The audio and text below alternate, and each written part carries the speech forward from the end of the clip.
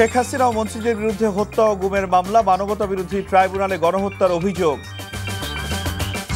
হত্যা মামলায় সালমান এফ রহমান ও আনিসুল হক 10 দিনের রিমান্ডে, আদালত প্রাঙ্গণে দুয়োধ্বনি। শেখ হাসিনা পালায় না, কোথায় গেল সেই দম্ভ? প্রশ্ন ফখরুলের। নির্বাচনের সুষ্ঠু পরিবেশ তৈরির আহ্বান। শেখ হাসিনাকে দেশে এনে বিচার দাবি, রেজিস্ট্যান্স উইকের বিক্ষোভ সমাবেশে শিক্ষার্থীরা।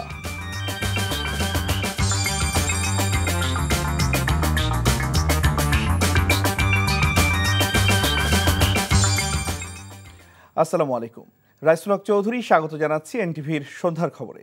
ক্রাউন সিমেন্ট শিরোনাম দেখছিলেন, এবার পুরো খবর। বৈষম্য বিরোধী ছাত্র আন্দোলনের সময় সংগঠিত হত্যা, গণহত্যা, নির্যাতন সহ মানবতা বিরোধী অপরাধের অভিযোগে শেখ হাসিনা সহ 10 জনের বিরুদ্ধে আন্তর্জাতিক অপরাধ ট্রাইব্যুনালে দেয়া অভিযোগ গ্রহণ করেছে তদন্ত সংস্থা। আর মিরপুর 10 নম্বরে আন্দোলনরত শিক্ষার্থী ফয়জুল ইসলাম রাজন নিহতের ঘটনায় সাবেক প্রধানমন্ত্রী শেখ হাসিনা সহ 24 জনের বিরুদ্ধে মামলা হয়েছে আজ।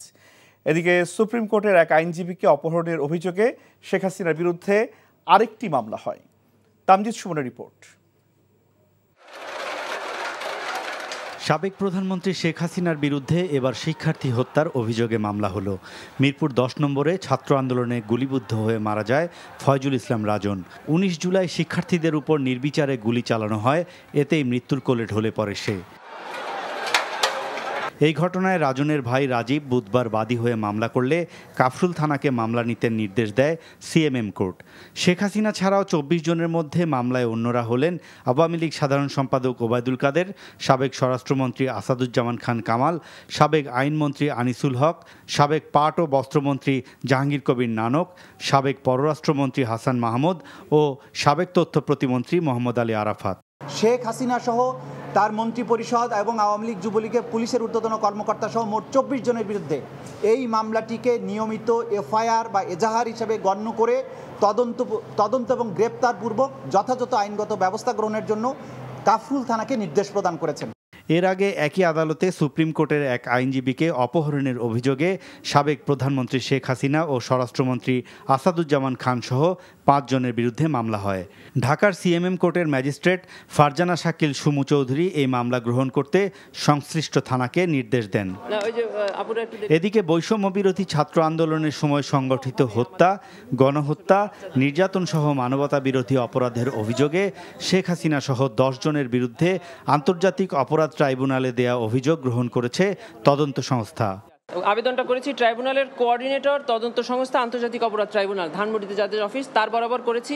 কমান্ড রেসপন্সিবিলিটিতে সাবেক প্রধানমন্ত্রী শেখ হাসিনা, সাবেক মন্ত্রী পরিষদের কয়েকজন সদস্য যাদের ইনস্টিগেটিং বক্তব্যের কারণে পুলিশের অসাধু কিছু সদস্য, র্যাবের কিছু সদস্যরা রাস্তায় নির্মমভাবে আমাদের ছোট ছোট বাচ্চাদেরকে গুলি করে হত্যা করেছে।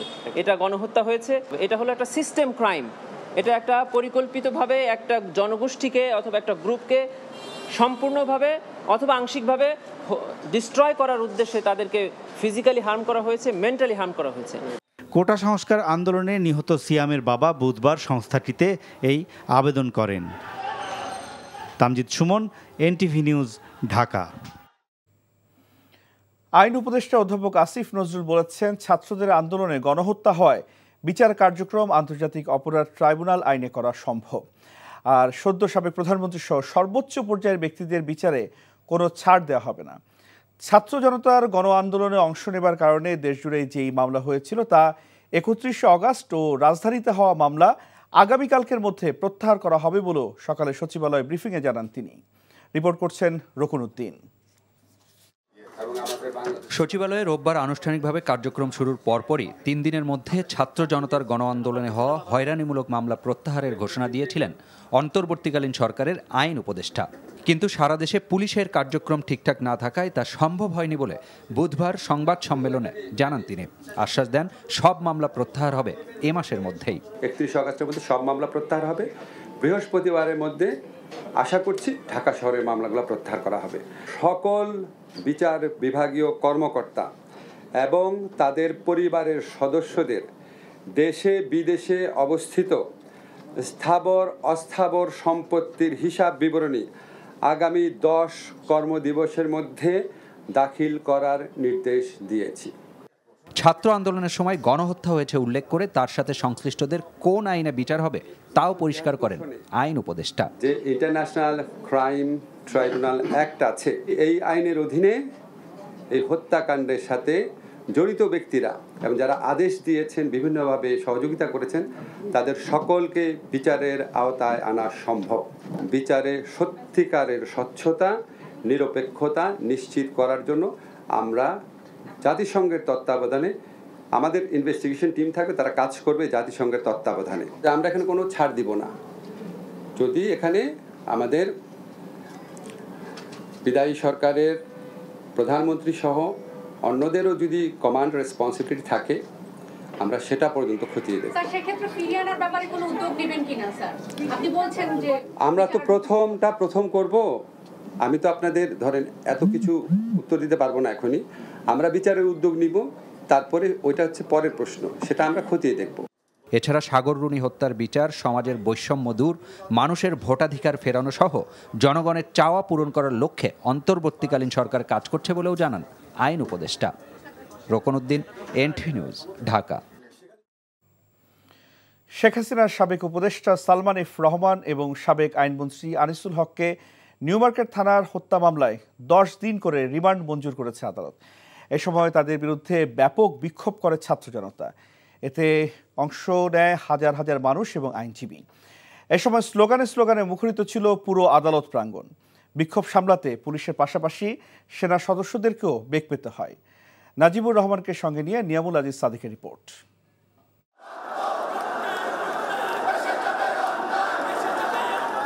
হাজার হাজার বিক্ষুব্ধ মানুষের দুধ্বনি এবং ঘৃণার উচ্চারণ দেখা যায় চিফ মেট্রোপলিটন ম্যাজিস্ট্রেটের আদালতে।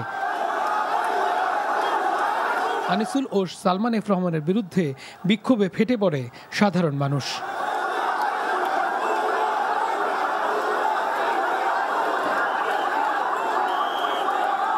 কেউ স্যান্ডেল হাতে, আবার কারো হাতে ডিম, আবার কারো হাতে ঝাড়ু দেখা যায়।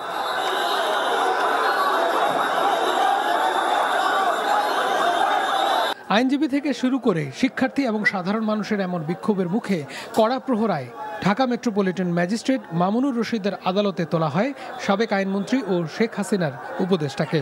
তাদের বিরুদ্ধে 10 দিনের পুলিশে জিজ্ঞাসাবাদের আবেদন করেছেন মামলার তদন্তকারী কর্মকর্তা।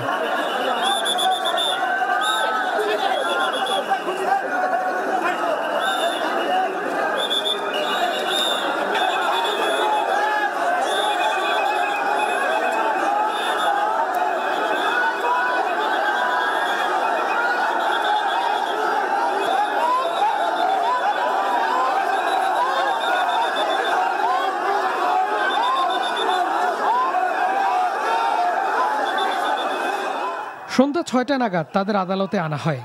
বাদীর আইনজীবীর দাবি, ইচ্ছাকৃতভাবে ছাত্র হত্যার উস্কানি এবং নির্দেশদাতা হিসেবে তাদের 10 দিনের রিমান্ড চাইলে আদালত সন্তুষ্ট হয়ে 10 দিনেরই রিমান্ড দেন। এই মামলায় একজন কিশোরকে হত্যা করা হয়েছে। ওই কিশোরকে হত্যা করেছে তার পিতা বাদী হয়ে সুনির্দিষ্টভাবে এদের বিরুদ্ধে মামলা করেছে। সে বলেছে এদের নির্দেশে, সহযোগিতায় যোগসাজশে আমার সন্তানকে হত্যা করা হয় এবং তারা 10 দিন রিমান্ড চেয়েছিল। প্রসিকিউশন 10 দিনের রিমান্ড মঞ্জুর করা হয়েছে। মঙ্গলবার সদরঘাট থেকে নৌপথে পালানোর সময় পুলিশ তাদের গ্রেফতার করে। রাতে ঢাকা মহানগর গোয়েন্দা পুলিশের কার্যালয়ে তাদের রাখা হয়। তবে আসামিদের পক্ষে কোনো আইনজীবী আদালতে শুনানি করেননি। Niamul Aziz Sadek, NTV news, Dhaka. আদালত প্রাঙ্গণে আছেন আমাদের সহকর্মী নাজিবুর রহমান, যাচ্ছি তার কাছে। নাজিব, আদালত প্রাঙ্গণে তো ব্যাপক বিক্ষোভ করেছে ছাত্র জনতা, তো এখনকার পরিবেশ কেমন?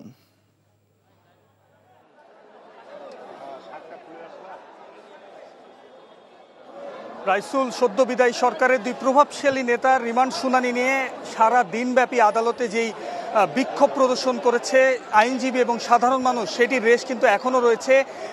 এই আদালত প্রাঙ্গণের বাইরে কিন্তু এখনও ঝাড়ু হাতে মিছিল করছে অসংখ্য সাধারণ মানুষ, এবং সাধারণ মানুষ দিনব্যাপী যেই পরিবেশ সৃষ্টি করেছে এখানে বিক্ষুব্ধ জনতা যেভাবে তারা অবস্থান করেছে, গত কয়েক দশকে আদালত প্রাঙ্গণে এমন পরিবেশ হয়তো কেউ দেখেননি। এবং যেই মুহূর্তে এই ক্ষমতাসীন দল সদ্য বিদায়ী দলের যেই প্রভাবশালী দুই নেতা যেই মুহূর্তে এই আদালত প্রাঙ্গণে প্রবেশ করে বিক্ষোভে ফেটে পড়ে পুরো এলাকা এবং আইনজীবীরা কিন্তু জুতা নিয়ে এমনকি ঝাড়ু নিয়েও মিছিল করতে আমরা দেখেছি এবং এক পর্যায়ে তাদের আসামিদের অভিযুক্ত যারা রয়েছেন তাদের উপর ডিম নিক্ষেপ করা হয়, জুতা নিক্ষেপ করা হয়, যেটি কিন্তু একেবারেই নজিরবিহীন পরিবেশ বলা যায়। এমনকি আপনি এখন এই মুহূর্তে দেখতে পাচ্ছেন যে বিপুল সংখ্যক মানুষ আসামিদের বিচার দাবিতে কিন্তু এখানে বিক্ষোভ করছে। আইন শৃঙ্খলা বাহিনী তাদেরকে নিরাপত্তা দিচ্ছে। এখনও আদালত প্রাঙ্গণে আছেন দুই আসামি, রিমান্ড শুনানি হয়েছে। রিমান্ড শুনানিতে কিন্তু এজলাসও আমরা দেখেছি আইনজীবীদের বিক্ষোভের মুখে বিচারক কিন্তু 10 দিনের রিমান্ড দিতে বাধ্য হন। অর্থাৎ বিচারক এখানে বিচারককে প্রভাবিত ছাড়াও এই পুরো পরিবেশটি কিন্তু বিক্ষোভে ফেটে পড়ে এবং তাদের যখন নিয়ে যাওয়া হয় রিমান্ড শুনানি শেষে তখনও কিন্তু তাদের দিকে ডিম ছুঁড়ে মারা হয়, এমনকি জুতা ছুঁড়ে মারা হয়। আইন শৃঙ্খলা বাহিনীর সদস্যরা একেবারে হিমশিম খায় তাদের এই পরিবেশ সামাল দিতে। এখনো পর্যন্ত বিক্ষোভ চলছে, বিক্ষোভ আরও কিছুক্ষণ চলবে। তারা যতক্ষণ না এই প্রাঙ্গণ ছেড়ে যাবেন ততক্ষণ পর্যন্ত তারা এখানে অবস্থান করবে এমনটি তারা বলছেন। এবং আইনজীবীদের সাথে আমরা কথা বলেছি, তারা যেটি বলছেন 16ই জুলাই যেই হত্যাকাণ্ডে তাদেরকে দায়ী করা হয়েছে সেই হত্যাকাণ্ডে তাদের সুষ্ঠু বিচার তারা দাবি করছেন এবং এই 10 দিনের রিমান্ডে তাদের কাছ থেকে গুরুত্বপূর্ণ তথ্য নিয়ে বাকি যারা রয়েছেন এই হত্যাকাণ্ডের সাথে জড়িত তাদেরও যেন বিচারের আওতায় আনা হয় সে ব্যাপারেও কিন্তু তারা বলছেন। তো সব মিলিয়ে এটি একটি অস্বাভাবিক একটি পরিবেশ, অর্থাৎ এই কয়েক দশকের মধ্যে এরকম পরিবেশ কিন্তু চিফ মেট্রোপলিটন আদালত প্রাঙ্গণে কেউ দেখেনি। এখনও বিক্ষোভ চলছে, আরও হয়তো কিছুক্ষণ চলমান থাকবে। তো সব মিলিয়ে এই ছিল আমার কাছে আদালত প্রাঙ্গণ থেকে সর্বশেষ। জানছিলাম আদালতের বিক্ষোভের খবর। শেখ হাসিনা পালায় না, কোথায় গেল এই দম্ভ, এমন মন্তব্য করে বিএনপি মহাসচিব মির্জা ফখরুল ইসলাম আলমগীর বলেছেন, লেজ গুটিয়ে পালাতে হয়েছে স্বৈরাচার হাসিনাকে। ফ্যাসিবাদের জঞ্জাল পরিষ্কার করে নির্বাচনের সুষ্ঠু পরিবেশ তৈরি করতে অন্তর্বর্তী সরকারের প্রতি আহ্বানও জানান মির্জা ফখরুল। রংপুরের পীরগঞ্জে ঐক্য ও সম্প্রীতি সমাবেশে এসব বলেন তিনি। একে মইনুল হককে সাথে নিয়ে রংপুর থেকে ইমরুল আহসানের রিপোর্ট, ছবি তুলেছেন রিপন মৃধা। 2 দিনের উত্তরাঞ্চলের সফরের শেষ দিনে স্বৈরাচার শেখ হাসিনা হটাও আন্দোলনের বীর শহীদ আবু সাইদের বাড়ির পাশে ঐক্য ও সম্প্রীতি সমাবেশ বিএনপির। দলের নেতাকর্মী আর সমর্থক ছাড়াও পীরগঞ্জের হাজারো জনতা যোগ দেন এতে। কানায় কানায় পূর্ণ হয়ে যায় সমাবেশ স্থল। তিল ধারণের ঠাঁই ছিল না জাফরপাড়া মাদ্রাসা মাঠে। ছাত্র জনতার গণ অভ্যুত্থানে স্বৈরাচারের বিদায় হয়েছে উল্লেখ করে বিএনপির মহাসচিব বলেন, বিদেশে বসে ষড়যন্ত্র অব্যাহত রেখেছেন শেখ হাসিনা। ছাত্রদের আত্মত্যাগ সফল করতে এই ষড়যন্ত্র রুখে দিতে দেশবাসীর প্রতি আহ্বান জানান মির্জা ফখরুল। আমি শেখ মুজিবুর রহমানের মেয়ে, আমি পালাই না, একেবারে লেজ গুটিয়ে আধা ঘন্টার মধ্যে হেলিকপ্টারে করে পালিয়ে গেছে। এই ভয়াবহ জালেম হত্যাকারী খুনি সরকার পালিয়েছে, পতন হয়েছে, কিন্তু তাদের প্রেতাত্মারা কোনো বাংলাদেশে রয়েছে। স্বৈরাচার শেখ হাসিনা পালিয়ে গেলেও তার সহযোগীরা এখনও রয়ে গেছে মন্তব্য করে গণতন্ত্র ধ্বংস আর দুর্নীতির দায়ে তাদের আইনের আওতায় আনার দাবি জানান বিএনপির মহাসচিব। পালানোর চেষ্টা না করে ওবায়দুল কাদেরকে তার বাসায় আশ্রয় নেওয়ার আহ্বান জানান তিনি। তিনি বারবার বলতেন পালাবো না, আর ফখরুলের বাড়িতে গিয়ে উঠবো। কোথায় উঠেছে এখন কেউ জানে না। আমি তাকে আমন্ত্রণ জানাচ্ছি, আসেন আমার বাসায় আসেন।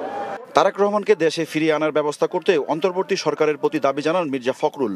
বলেন, জাতীয় নির্বাচনের আগে সুষ্ঠু পরিবেশ তৈরি করতে হবে। এই ঐক্যের মধ্য দিয়ে দেশকে পরিষ্কার করে নতুন নির্বাচন করে জনগণের সরকার প্রতিষ্ঠা করতে হবে। আমরা একটা নিরপেক্ষ নির্বাচন চাই, সেই নিরপেক্ষ নির্বাচনের একটা অনুকূল পরিবেশ সৃষ্টি করবে। সমাবেশে বক্তব্য রাখেন কেন্দ্রীয় ও স্থানীয় নেতারাও। স্বৈরাচার শেখ হাসিনার বিদায়ী আপাতত স্বস্তি বিএনপিতে। জাতীয় নির্বাচনের দাবি জানানো হলেও অন্তর্বর্তী সরকারকে খুব বেশি চাপ দিচ্ছে না দলটি। ভোটের সুষ্ঠু পরিবেশ তৈরি না হওয়া পর্যন্ত সরকারকে সময় দিতে চায় তারা। এর আগে পীরগঞ্জে পৌঁছে শহীদ আবু সাইদের কবর জিয়ারত করেন বিএনপির মহাসচিব। পরে পরিবারের সদস্যদের সাথে কথা বলেন তিনি। বিএনপির তরফ থেকে তুলে দেন আর্থিক সহায়তা। Imrul Hasan, NTV news, Pirganj, Rangpur. স্বরাষ্ট্র মন্ত্রণালয়ের জননিরাপত্তা বিভাগের সচিব মোহাম্মদ জাহাঙ্গীর আলমকে বাধ্যতামূলক অবসরে পাঠিয়েছে সরকার। আর এনবিআর চেয়ারম্যান সহ 10 সচিবের চুক্তিভিত্তিক নিয়োগ বাতিল করেছে সরকার। জনপ্রশাসন মন্ত্রণালয়ে জারি করা প্রজ্ঞাপনে বলা হয়, জাহাঙ্গীর আলমের চাকরি 25 বছর পূর্ণ হয় ও জনস্বার্থে অবসর আইন অনুযায়ী তাকে সরকারি চাকরি থেকে অবসরে পাঠানোর সিদ্ধান্ত নেওয়া হয়েছে। সবশেষ জাতীয় নির্বাচনের সময় তিনি ইসি সচিবের দায়িত্ব পালন ছিলেন। এদিকে জনপ্রশাসন মন্ত্রণালয়ের প্রজ্ঞাপনে 10 জন সচিবের চুক্তিভিত্তিক নিয়োগ বাতিল করা হয়। এই তালিকায় আছেন এনবিআর চেয়ারম্যান আবু হেনা রহমতুল মুনিম, সংসদ সচিবালয়ের সচিব KM আব্দুস সালাম, সড়ক পরিবহন বিভাগের সচিব ABM আমিনুল্লাহ নুরি, বিনিয়োগ উন্নয়ন কর্তৃপক্ষের চেয়ারম্যান লোকমান হোসেন মিয়া এবং নির্বাহী সদস্য মোহাম্মদ খায়রুল ইসলাম আছেন এই তালিকায়। এছাড়া পরিকল্পনা সচিব সত্যজিৎ কর্মকার, বেসরকারি বিমান ও পর্যটন সচিব মোকাম্মেল হোসেন, কৃষি সচিব বেগম ওয়াহিদা আক্তার, বিজ্ঞান ও প্রযুক্তি সচিব আলী হোসেন এবং রেল সচিব হুমায়ুন কবিরের চুক্তিভিত্তিক নিয়োগ বাতিল করা হয়েছে। শেখ হাসিনাকে দেশে ফিরিয়ে এনে বিচারের দাবি জানিয়েছে বৈষম্য বিরোধী ছাত্র আন্দোলন। শেখ হাসিনা ভারতে বসে ষড়যন্ত্র করার চেষ্টা করছে বলে অভিযোগ করে সংগঠনটি। পাল্টা গণ অভ্যুত্থানের চেষ্টা করলে গায়েবানা জানাজা করার লোক খুঁজে পাওয়া যাবে না বলেও হুঁশিয়ারি দেন সংগঠনটির নেতারা। গণ অভ্যুত্থান বিরোধী ষড়যন্ত্রকে প্রতিহত করতে রেজিস্ট্যান্স উইকের দ্বিতীয় দিন বিকালে ঢাকা বিশ্ববিদ্যালয়ের রাজু ভাস্কর্যের সামনে জড়ো হয়ে এসব কথা বলেন তারা। দাবি জানান সংখ্যালঘুদের উপর আওয়ামী লীগের করা হামলার বিচার, ছাত্র জনতার অভ্যুত্থান বিরোধী প্রশাসন ও বিচার বিভাগে কর্মরত ব্যক্তিদের অপসারণ এবং যারা বৈষম্যের শিকার হয়েছেন তাদের দ্রুততম সময়ে সমতা নিশ্চিতের। ছাত্র জনতার বিপ্লবকে কেউ নস্যাৎ করতে পারবে না বলেও দাবি করেন তারা।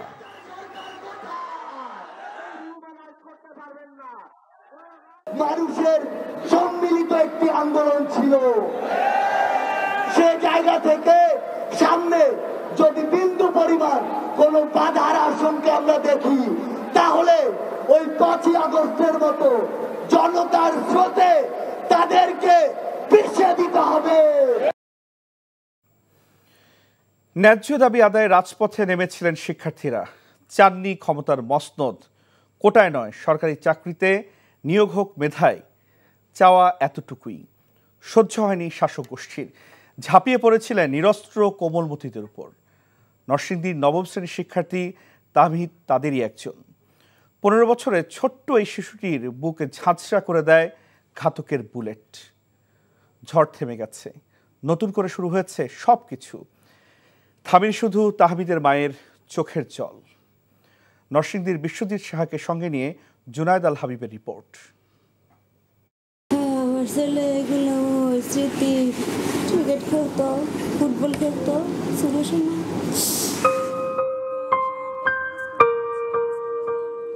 তাহমিদ ভুঁইয়া তামিম পড়াশোনার পাশাপাশি খেলাধুলা প্রেমী ছেলেটির স্বপ্ন ছিল একদিন বড় ক্রিকেটার হবার।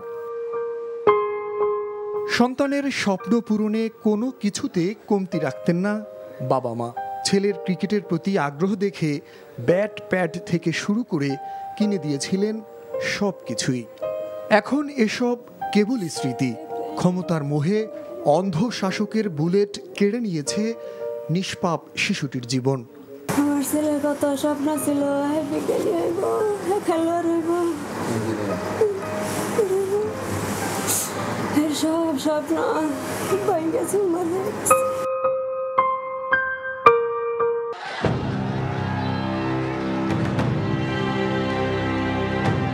18 জুলাই সারা দেশের মতো উত্তাল নরসিংদীও।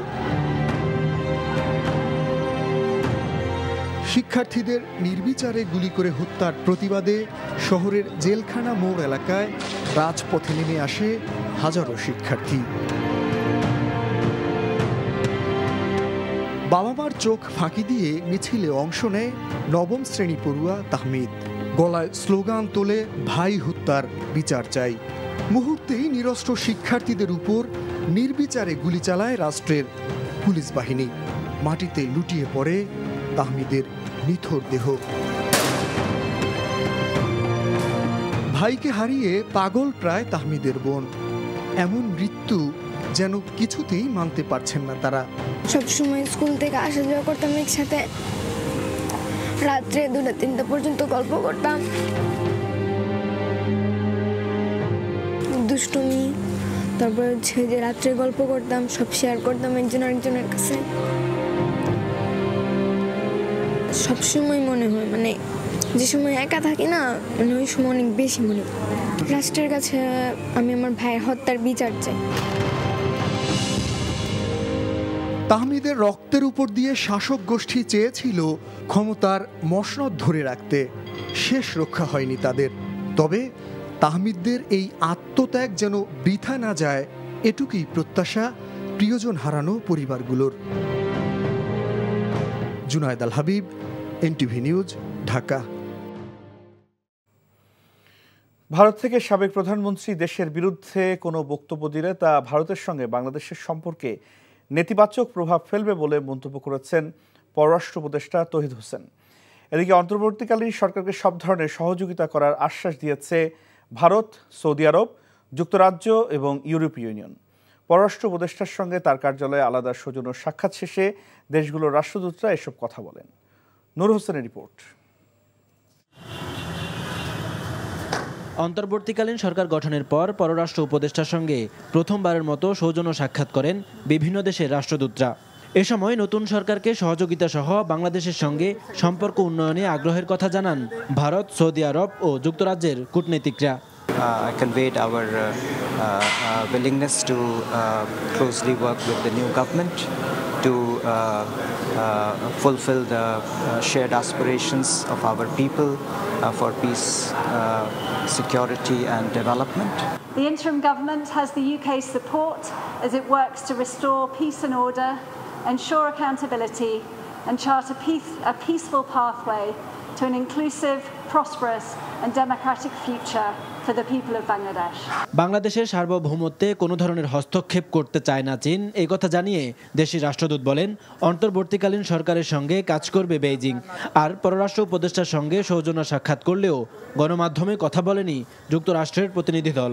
We had in-depth exchanges on developing our comprehensive strategic cooperative partnership, promoting exchanges and cooperation in various areas. পরে পররাষ্ট্র উপদেষ্টা বলেন ভারতীয় হাইকমিশনারের কাছে তিস্তার পানি বন্টন, সীমান্তে হত্যা এবং সাবেক প্রধানমন্ত্রীর ভারত থেকে বিবৃতি দেওয়া সহ বিভিন্ন বিষয়ে বাংলাদেশের অবস্থান স্পষ্ট করেছেন তিনি। দুই পারেই ক্যানেল যাচ্ছে এবং ইরিগেশন হচ্ছে, আর মাঝখানে বাংলাদেশ শুকনা। এটা আপনি উপর থেকে ছবি নিলেও দেখতে পাবেন, এখন তো ছবি নেওয়া কোনো কঠিন কাজ না। আমি তাকে এই কথাটা বলেছি যে পানি কম আছে, খুবই কম আছে, ধরলাম আছে তো 100 কিউসেক পানিও যদি থাকে তাহলে 30 কিউসেক কি আপনারা আমাদেরকে দিতে পারেন? আমি এই শব্দটা ব্যবহার করেছি। স্বরাষ্ট্র ও আইন মন্ত্রণালয় চাইলে সাবেক প্রধানমন্ত্রীকে দেশে ফিরিয়ে আনার উদ্যোগ নেওয়া হবে বলেও জানান এই উপদেষ্টা। নূর হোসেন, এনটিভি নিউজ, ঢাকা। চাঁদাবাজি বন্ধ, উৎপাদন বাড়ানো সহ কিছু কার্যক্রম যথাযথভাবে নিতে পারলে 5-6 মাসের মধ্যে মূল্যস্ফীতি কমে আসবে বলে আশাবাদ জানিয়েছেন সদ্য নিয়োগ পাওয়া বাংলাদেশ ব্যাংকের গভর্নর আহসান এইচ মনসুর। দুপুরে সচিবালয়ে অন্তর্বর্তীকালীন সরকারের অর্থ উপদেষ্টা সালেউদ্দিন আহমেদের সাথে বৈঠক শেষে এমন আশাবাদ জানান তিনি। রিজার্ভ বাড়াতে উন্নয়ন সহযোগিতার সাথে আলোচনার পাশাপাশি বিভিন্ন পদক্ষেপ নেওয়া হবে বলেও জানান গভর্নর। এছাড়া আলোচনা করে ব্যাংকিং খাতে সংস্কার করা হবে বলে জানান তিনি। আর দুর্নীতিবাজদের বিরুদ্ধে অভিযান অব্যাহত থাকবে জানিয়ে অর্থ উপদেষ্টা বলেন সমন্বয়হীনতার কারণে অর্থের অপচয় রোধে প্রয়োজনীয় ব্যবস্থা নেওয়া হবে।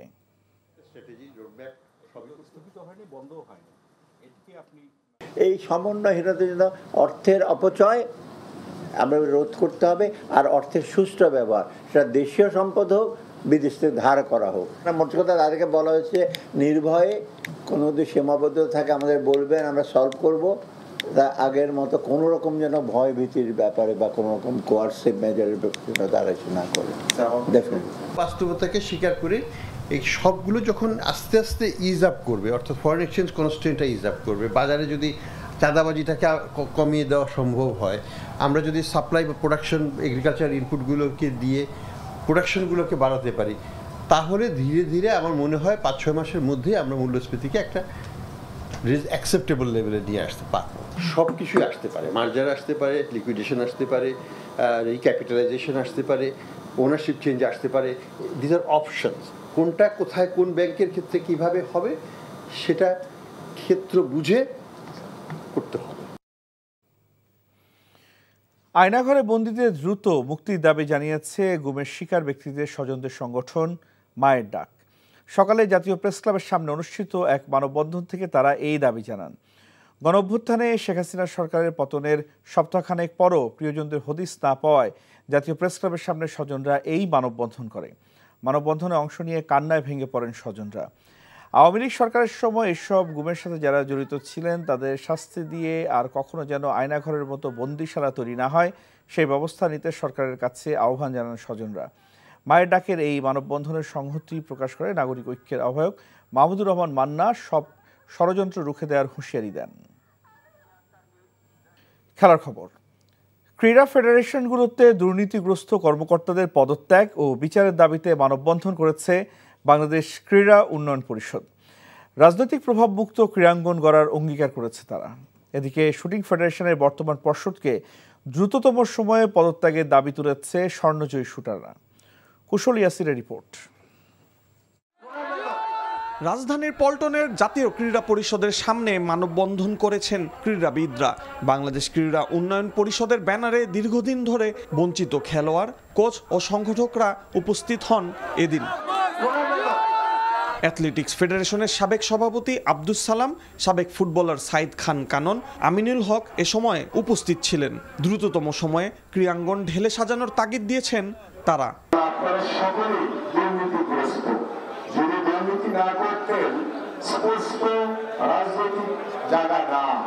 আপনারা যেই হন না কেন, আপনাদের দুর্নীতি প্রমাণিত হলে আপনাদেরকে সকলকেই বিচারের আওতায় আনা হবে।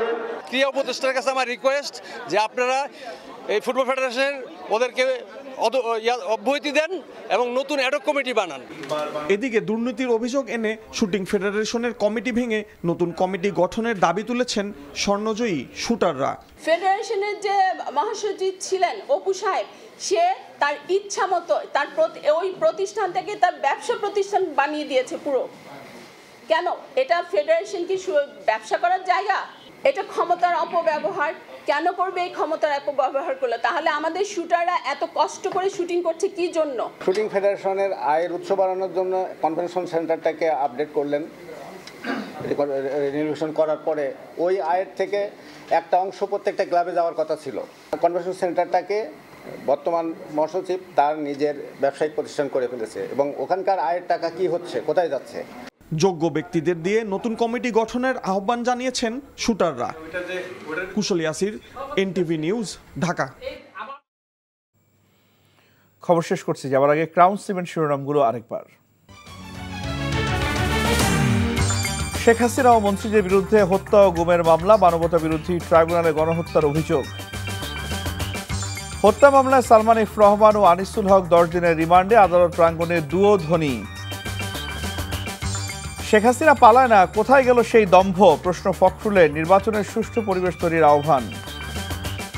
শেখ হাসিনাকে দেশে এনে বিচার দাবি, রেজিস্ট্যান্স উইকের বিক্ষোভ সমাবেশে শিক্ষার্থীদের।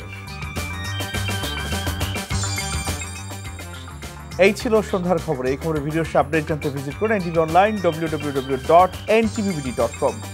এছাড়াও এনটিভি জনপ্রিয় সব অনুষ্ঠান ও খবর আপডেট জানতে ভিজিট করুন আমাদের ইউটিউব ও ভেরিফাইড ফেসবুক পেজ। রাত 10:30 রাতের খবর দেখার আমন্ত্রণ রইল। ধন্যবাদ সবাইকে।